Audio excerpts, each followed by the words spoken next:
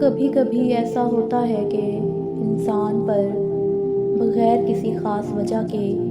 اداسی چھا جاتی ہے، دل بھاری ہونے لگتا ہے،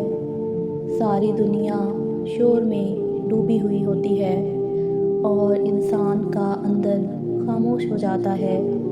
لوگ سمجھتے ہیں شاید یہ ذہنی دباؤ ہے، مگر حقیقت میں یہ دل کی نہیں، روح کی تھکن ہوتی ہے۔ روح جب اللہ سے دور ہونے لگتی ہے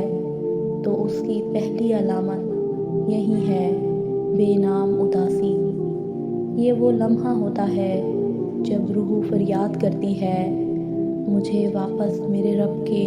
قریب لے چلو، مجھے اس نور سے جوڑ دو جس سے میں بنی ہوں۔ دل کی اداسی اکثر کسی نقصان کا نتیجہ نہیں ہوتی، بلکہ یہ اللہ کی طرف سے ایک نرم سی چبھن ہوتی ہے، جیسے رب کہہ رہا ہو، تم دنیا میں بہت بھاگ رہے ہو، ذرا ایک پل رک جاؤ، میرے پاس لوٹ آؤ، تمہارے سکون کی سانس ابھی میرے پاس ہے۔ کبھی کبھی یہ اداسی ہماری دعا کی زبان بن جاتی ہے، جو لفظ ہم بول نہیں پاتے وہ آنسو ادا کرتے ہیں، جو درد ہم بیان نہیں کر سکتے وہ سجدے کی خاموشی خود بخود سمجھ لیتی ہے، اور یوں انسان محسوس کرتا ہے جیسے اللہ اس کے اندر بیٹھے درد کو اپنے ہاتھ سے سہلا رہا ہو۔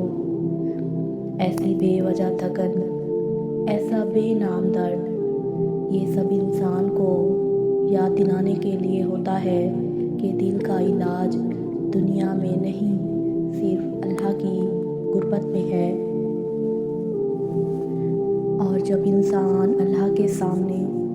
ٹوٹ کر بیٹھتا ہے تو روح کی اداسی پگھلنے لگتی ہے، دل ہلکا ہو جاتا ہے، اور وہیں بے وجہ دکھ ایک بے حد موزوں دعا بن کر انسان کو اللہ کے اور قریب لے جاتا ہے۔ اس لیے جب کبھی دل پر کوئی بے نام سا بوجھ اترے، اسے کمزوری نہ سمجھنا، یہ روح کی پکار ہے، یہ اللہ کی طرف واپسی کا راستہ ہے، اور وہ اپنے بندے کو اسی اداسی کے ذریعے